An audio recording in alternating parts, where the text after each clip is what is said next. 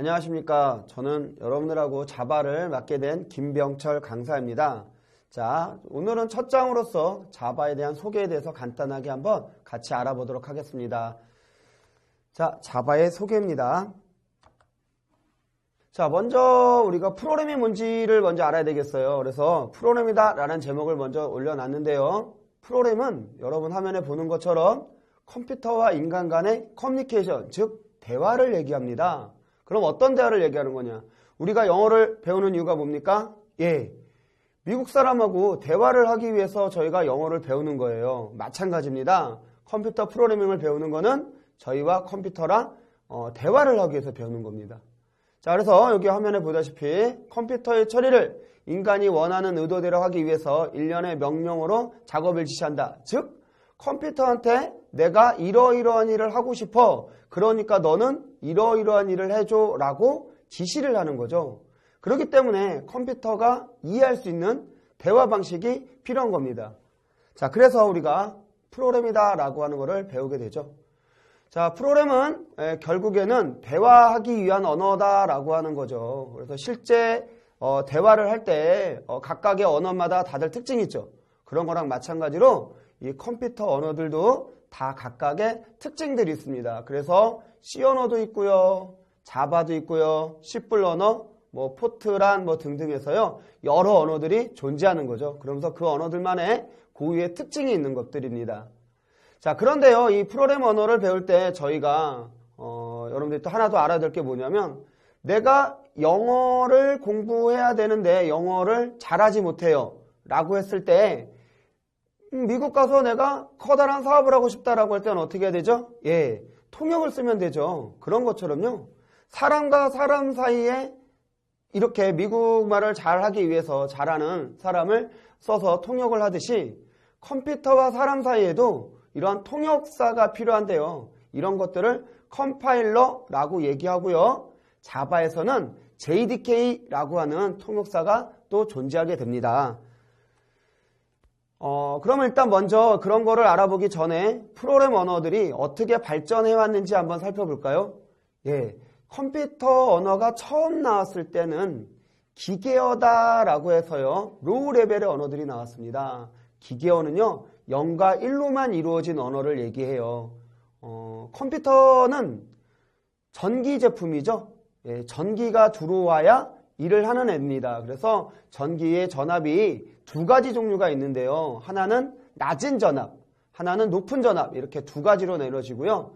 우리는 알아보기 쉽게 그냥 낮은 전압은 전기가 안 통한다, 높은 전압은 전기가 통한다 라고 생각하면 되겠고요. 컴퓨터한테 이렇게 전기가 들어가고 안 들어가고 이런 식으로 자꾸 신호를 주는 거죠. 그러면서 컴퓨터랑 대화를 하는 거예요.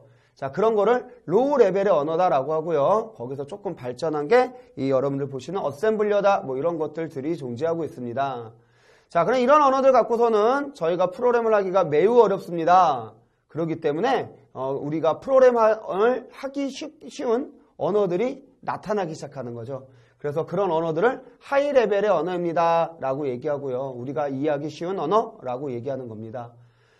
언어별로 여러 가지 세대수가 나눠지는데요. 우리가 이제 여러분들이 좀 알 수 있는 것 중에서 가장 오래됐다라고 할 수 있는 언어가 3세대 언어들이죠. 포트란, 코볼, C라고 하는 언어들인데요. 근데 여기서 말하는 C 언어는 지금 여러분들이 쓰는 C 언어랑 같은 언어예요. 그래서 C 언어는 상당히 오래된 언어들이고요. 여기서 보다 더 쉽게 발전된 게 델파이라나 파워빌더나 라는 언어들이 또 나왔고요. 그러면서 1990년대에 들어와서 인터넷이 많이 보급이 되기 시작하면서 웹을 사용할 수 있는 언어들 나온 거죠. 자바가 나왔고, 여러분들도 아는 단넷이다 하는 언어들이 지금 현재 나와서 많이 쓰이고 있는 언어들입니다. 자, 좀 전에도 얘기했다시피 로우 레벨 언어의 장점하고 단점은 어떤 것들이 있겠어요?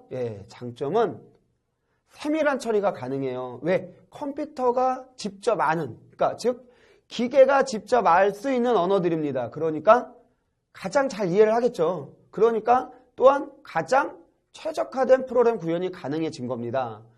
하지만 0하고 1로만 이루어졌다? 그러니까 어떻게 했어요? 매우 어렵겠죠. 그래서 진입장벽이 매우 높고요. 프로그램 구현을 하는데 많은 시간이 필요합니다. 어셈블리어로요, 간단한 프로그램을 하나 만드는데도 저희가 자바랑 저랑 같이 수업에 들어가 보면 알겠지만 우리가 간단히 보는 프로그램 같은 것들 자바나 이런 데서는 C나 자바, 기타 하는 하이 레벨의 언어에서는 그리 오래 걸리지 않고 몇 가지만 알아두면 쉽게 만들 수 있는데요.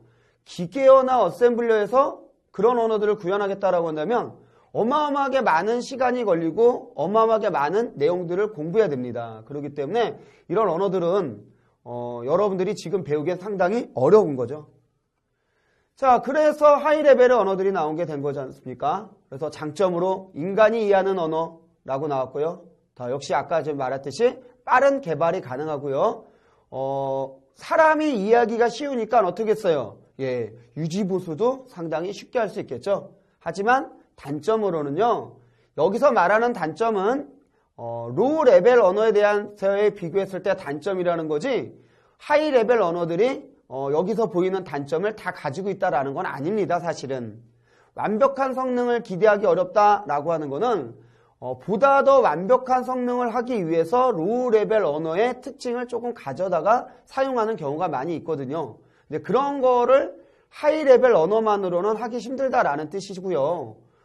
개발자의 지식 수준이 상대적으로 낮다라는 말도 로우 레벨의 언어들보다는 조금 하드웨어적으로 처리하는 부분 지식이 좀 낮을 수 있다라고 하는 건데요. 대신에 처음 공부하는 프로그램이다라고 하는 거를 공부하는 저희들 입장에서는 하이 레벨의 언어가 가장 어울리는 언어가 되는 거죠. 자, 하이 레벨 언어 아까 얘기하면서 제가 컴파일러라고 잠깐 얘기를 했었는데요. 예, 하이 레벨 언어는 컴퓨터가 직접 이해하지를 못합니다. 예, 컴퓨터가 직접 이해를 하지 못하니까 어떻게 해줘야 되겠어요? 아까 번역할 수 있는 번역가가 필요하다 그랬죠? 예, 그런 번역가가 중간에 필요합니다. 이런 것들을 컴파일러라고 얘기하고요. 이 보통의 경우 컴파일러를 통해서 운영체제, 여러분들이 아는 운영체제 뭐였습니까? 윈도우도 있고요, 리눅스도 있고요, 여러 가지 운영체제가 있겠죠? 그런 운영체제와 직접적으로 통신하는 코드를, 그러니까 컴퓨터가 알 수 있는 코드를 생성해 주는 걸 컴파일러라고 얘기를 하는 겁니다. 자, 그런데 이제 컴파일러 방식만 있는 게 아니라 인터프리터 방식이다라고 하는 언어도 나왔고요. 이 방식이 컴파일러를 대신해서 나오는 언어, 이제 대화하는 방식이거든요. 컴파일러를 대신하는 번역가죠. 새로운 번역가. 자, 얘는 어떻게 번역을 하냐라고 하면 컴파일러는요, 전체 다 읽어서 전체 다를 하나씩 풀을 내줍니다. 근데 인터프리터는요, 전체 다 읽는 게 아니라 한 줄씩 읽어서 한 줄씩 해석을 해주는 거예요. 지금 우리가 사용하는 웹 언어에 가장 적합한 해석 방식이에요. 그래서 이런 인터프리터 방식의 언어가 컴파일러가 이제 많이 쓰이고 있고요. 여러분들 저랑 같이 배우는 이 자바에서는 두 가지를 동시에 합니다. 그래서 컴파일러 방식과 인터프리터 방식 두 가지를 같이 사용한다라고 보시면 되겠어요. 자, 그러면 언어의 역사 한번 볼까요? 자바 언어. 예, 자바 언어 이렇게 나왔는데요. 자바 언어는 시작이 그거예요. 작은 전자제품들 있죠, 여러분들. TV라든가 냉장고라든가 이런 전자제품에 프로그램들이 들어있습니다. TV에서 예약을 한다든가 냉장고에서 온도를 맞춘다든가 뭐 이런 것들 있죠. 인공지능으로 하는 뭐 온도 뭐 이런 것들을 만들기 위해서 들어가는 프로그램들이 있는데요. 그 프로그램을 개발하기 위해서 시작을 했대요.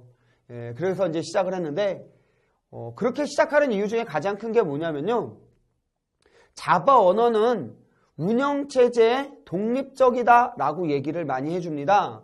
운영체제에 독립적이다라고 하기 때문에 어떤 운영체가 와도 자바 프로그램 실행시키는 데는 문제될 게 없습니다. 그래서 자바라는 언어는 그래서 개발을 하기 시작한 거거든요. 이게 지금 가전제품하고 무슨 상관이 있느냐? 예, 여러분들 가전제품에도요, OS가 들어가요. OS는 뭐예요? 예, 하드웨어하고 소프트웨어하고 대화를 해주길 수 있는 길이거든요. 그 길이 있어야 대화를 할 수 있는 겁니다. 그래서 그 길이 반드시 존재해야 되는데요. 그 길에 따라서 이 컴파일러다라고 하는 애가 제각각으로 다 만들어지는 거죠. 그렇다면 리눅스에서 만든 게 윈도우에서 실행이 되냐? 안 된다라는 거예요. 윈도우에서 만든 거 리눅스에서 당연히 안 된다라는 거죠. 자, 이렇게 운영체제에 따라서 프로그램이 개발이 안 된다면 여러 가지 문제점을 낳습니다. 가장 큰 게요. 여러분들 스마트폰에 프로그램들 아시죠? 아이폰이 있고 안드로이드 폰이 있는데요. 두 개의 프로그램들이 요즘에 들어와서는 통합돼서 같이 나오는 프로그램이 많이 있지만 초창기 때는 어땠습니까? 예, 아이폰 사용자가 많을 때는 아이폰용 게임이 나오고요. 그 다음에 안드로이드 게임이 나오게 되고 안드로이드 사용자가 요즘에 많아지니까 안드로이드 게임이 나오고 그런 다음에 아이폰 게임이 나온다라는 겁니다. 두 개의 게임을 하나의 게임을 두 번 개발을 해야 된다는 거예요. 마찬가지로요. 가전제품에 들어가는 프로그램들도요. 운영체제가 틀리니까 여러 가지로 개발을 해야 된다는 겁니다. 그러면 작은 업체에서는 개발할 수 있겠어요? 없겠어요? 당연히 힘들겠죠. 예, 그런 것들을 착안해서 만든 거예요. 자바라는 언어는. 그래서 운영체제에 독립적이게 라고 만들었는데 처음에 만들었을 때는 그리 인기도 없었고요. 별로 알려지지 않았습니다. 그래서 오크라고 하고 그런 이제 전자기기 내장력 프로그램 사용하기 위해서 나오는 언어 오크라는 걸 개발했고요. 별로 크게 관심을 끌지 못했었는데요. 1994년 이후로, 그러니까 2000년대 저희가 이제 2000년대 초반, 1900년대, 90년대 후반, 이때 인터넷 아시죠? 예, WW에 자바 적용을 결정했다라고 했는데요. 엄청나게 발전을 한 거죠. 완전히 세상이 변한 거죠.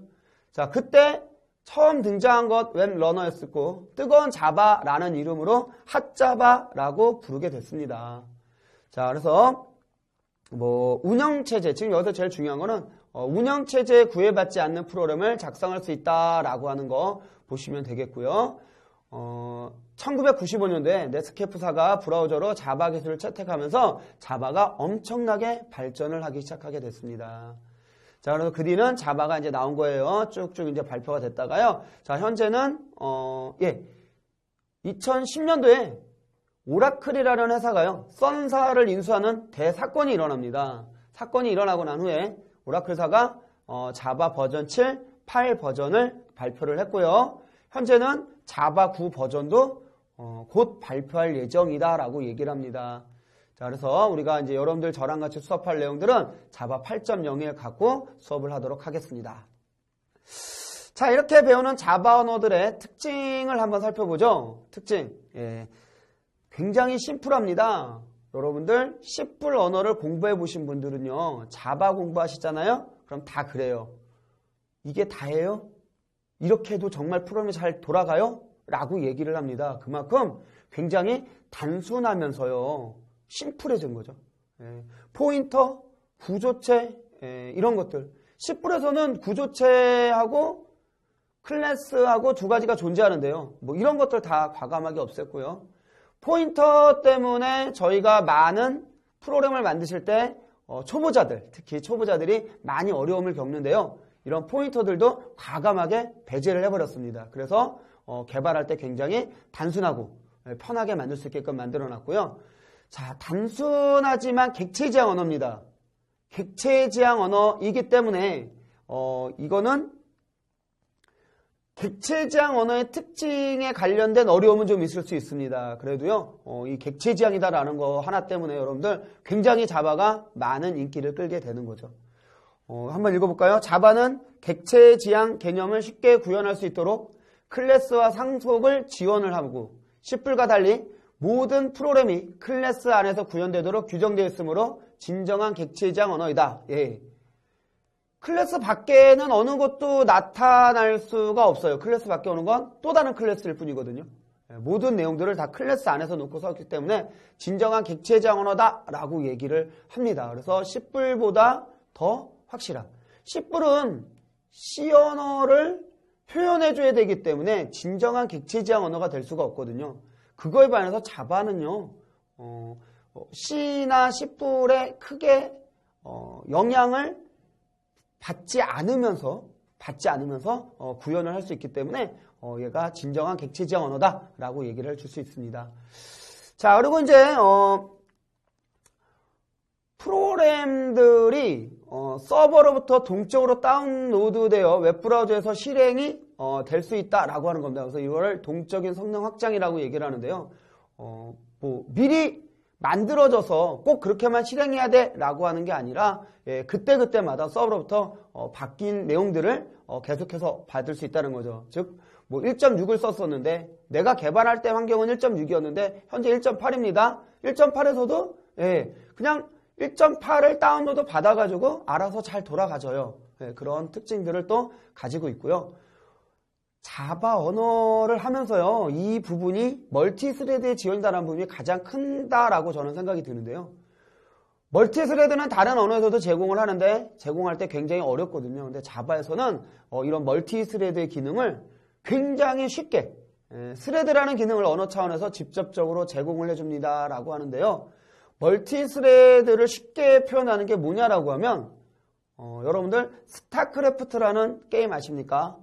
스타크래프트에서 게임을 할 때요, 제가 컴퓨터랑 1대1 대결을 모드를 가지고서 게임을 하겠다라는 겁니다. 그랬을 때 컴퓨터랑 1대1로 할 때 제가 미네랄 한번 캐고 컴퓨터가 미네랄 한번 캐나요? 아니면 둘이 동시에 같이 미네랄 캐던가요? 각자 동시에 미네랄 캐죠? 그런 거를 멀티스레드라고 하는 겁니다. 즉 하나의 프로그램 내에서 2개, 3개 작은 단위로다가 동시에 실행을 하고 있다라고 하는 겁니다. 자, 이랬을 때 이 멀티스레드의 장점은요, 메모리의 공유가 가능합니다. 그래서 프로그램이 보다 효율적으로 실행될 수 있게 해준다라는 거죠. 전체적인 스타크래프트라는 커다란 프로그램 안에 내부적으로 멀티스레드로 하나씩 저하고 컴퓨터하고 하나씩 들어있는 거예요. 그래서 둘이서 실행을 하는데 미네랄 한 덩이만 남았습니다. 그 한 덩어리를 갖고서 돈을 캔다라고 할 때는 어떻게 돼요? 저도 컴퓨터도 그 한 덩어리를 가지고서 서로 나눠서 캐지게 됩니다. 게임을 해보신 분들은 아시겠죠? 그렇게 전체적으로 메모리에 미네랄이라는 메모리를 공유를 해버리면서 각자 개별적인 프로그램은 또 따로 돌아간다는 거죠. 자, 이렇게 만들면요, 수행 시간이 무척 빨라져요. 이런 건 나중에 우리가 같이 한번 예제로도 한번 볼게요. 자, 그리고 욕청의 응답하는 시간도 매우 빨라지기 때문에 멀티스레드 지원이다라는 건 프로그램을 만들 때 굉장히 큰 힘이 되는 겁니다, 여러분들. 자, 그리고 아까 제가 그랬죠? 포인터를 배제했다라고 했습니다. 포인터가 없어요. 그럼 진짜 포인터가 없냐? 아니에요. 실질적으로는 포인터가 존재합니다. 근데 자동으로 관리해지기 때문에 포인터가 없다라고 말할 수 있는 겁니다. 그래서 개발자가 메모리를 관리 안 해도 돼요. 누가 해주니까? 자바 가상 머신. 아까 JVM이다라고 얘기했죠? 그게 자바 가상 머신의 약자입니다. 그래서 JVM이 자동으로 해제를 해줍니다. JVM이 자동으로 할당을 해줍니다. 메모리에 추가도 JVM이 해주고 메모리에 삭제도 JVM이 그냥 알아서 해주거든요. 그렇기 때문에요. 그렇기 때문에 자바는 메모리 관리에 대해서 좀 프리해지기 때문에 개발 환경이 훨씬 더 나아졌다라고 볼 수 있습니다. 자, 인터프린터는 아까 좀 전에 했고요. 자, 자바가 아까 제가 컴파일러와 인터프린터 두 가지가 동시에 처리가 된다 그랬죠. 자, 이렇게 처리돼요. 제가 프로그램을 만들면 확장자를 뭐뭐뭐.java, 즉 여기서는 myprogram.java라고 했죠. 제가 짠 거다라고 해서 이렇게 자바라고만 하나 만들어 놓고요. 컴파일을 시킵니다. 컴파일을 시키면 myprogram.class라는 게 나와요. 이 파일을 실질적으로 실행시키는 게 JRE입니다 라고 하는 부분이 있거든요. 거기가 실행을 시키게 되면요, 이제 각각의 운영체제에 맞는 애들과 여러분이 만든 이 소스랑 결합을 시켜서 인터프린터 방식으로 해석을 하는 거예요. 지금 보시면 0100에서 뭐 쭉 나가는 거였죠? 이거는 해석돼서 나갔다라는 거예요. 이렇게 해석돼서 나가면 컴퓨터가 그 나간 기계어를 가지고서 실행을 시켜주는 겁니다. 이게 자바 언어의 방식이죠. 자, 그래서 이제 보시게 되면 이제 우리가 인터넷 웹상에서는 어떻게 이루어지느냐라고 보시면 이렇게 되는 거죠. 그래서 우리는 바이트 코드 있죠. 여러분들 여기 보시면 바이트 코드다라고 하는 부분이 있는데 이 바이트 코드까지는 우리가 해석을 해놔야 돼요. 번역을. 그래서 우리가 실행을 시키는 거죠. 이건 개발자가 하는 겁니다. 그래서 이 바이트 코드가 인터넷이다라는 세상에 나가게 되잖아요. 인터넷 세상에 나게 되면 내가 그 바이트 코드가 되어 있는 인터넷에 있는 이 내용을 뭐 받겠다라는 겁니다. 어떤 특정한 뭐 게임을 받겠다라고 했을 때 그게 자바로 되어 있다라고 한다면 우리 안에 내부적으로 해석기가 있어요. 얘를 JRE다라고 얘기한다 그랬는데요. 이 내부 해석기가 있어가지고요. 이 해석기를 통해서 실행이 직접 되는 거예요. 자, 그래서 여기서 실행되는 게 인터프린터다라고 하는 거고요. 여기서 실행되는 거는 컴파일러다라고 얘기를 하는 거죠. 즉, 운영체제가 여기에서 사용하는 사람은 윈도우를 사용하는 거고요. 여기서 사용하는 사람은 리눅스를 사용한다라고 했을 때 나는 프로그램을 하나만 만들면 된다라는 겁니다. 하나만 만들고 인터넷 세상에 올라가지면 그거를 받은 곳에서 각각 해당하는 운영체제에 맞춰서 해석기가 해석을 해서 결과를 보여준다라는 거예요. 자, 이런 식으로 처리가 되니까 하나의 프로그램을 여러 번 만들 필요 없이 딱 한 번만 만들어서 실행하면 되겠다라고 하는 겁니다. 자, 그래서 그 내용입니다. 그래서 모든 프로그램에 독립적으로 사용할 수 있습니다. 라고 해서 나와 있고요. 자, 볼까요? 또 플랫폼의 독립성. 자바에 대해 특징을 넣을 때 뭐 독립성이다 라고 하는데 즉 요거예요. 계속 제가 지금 떠들고 있습니다. 운영체제에 상관없이 실행된다 라고 하는 거. 자바는 이거거든요. 운영체제에 상관없이 실행된다 라는 게 가장 큰 특징이고요. 자, 보통 다른 언어들의 프로그램들은 이렇습니다. 그래서 원본 소프트웨어가 있죠. 그 언어를 컴파일을 해요. 컴파일을 하면 exe 파일이 생기죠. 실행 파일이다라고 하는 exe 파일이 생기면 이 exe 파일이 윈도우에서 실행하겠다라고 한다면 윈도우즈용 exe 파일을 따로 만들어줘야 됩니다. 그 파일이 유닉스라고 하는데 exe 파일이 또 유닉스라는 곳에서 32비트 유닉스에서 실행이 되겠다라고 한다면 32비트 유닉스에 맞는 exe 파일을 따로 만들어줘요. 즉, 이 프로그램들을 다 따로따로 번역을 다 해야 돼요. 여기에 맞는, 얘한테 맞는 걸 번역을 해서 개발을 해줘야 되는데요. 자바는 그렇지 않다. 자바는 여기가 이제 클래스 파일이 나왔다라면 이 클래스 파일이 어느 운영체제에 상관없이 전부 다 JVM한테만 던져주면 되는 거고요. JVM이 알아서 JRE를 찾아서 실행을 시켜주게 되는 겁니다. 우리는 각각의 윈도우나 유닉스가 갖고 있는 JRE가 알아서 실행이 되겠다라고 하는 거죠.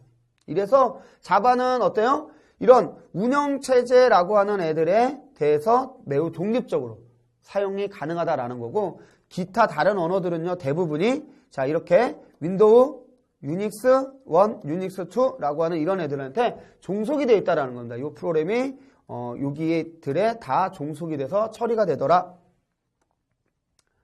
장점이 또 나왔네요. 다시 한번 정리해 볼까요? 자바는 빨리 배울 수 있다라고 하는 좋은 장점이 있고요. 적은 코드로도 프로그램이 작성이 가능하다라고 하는 거고요. 뭐 이렇게 나와 있습니다. 가장 중요한 건 독립적인 프로그램을 작성할 수 있다. 이것 때문에 자바가 굉장히 크게 발전할 수 있는 겁니다. 자, 이상으로 프로그램에 대한 소개를 마치도록 하겠습니다.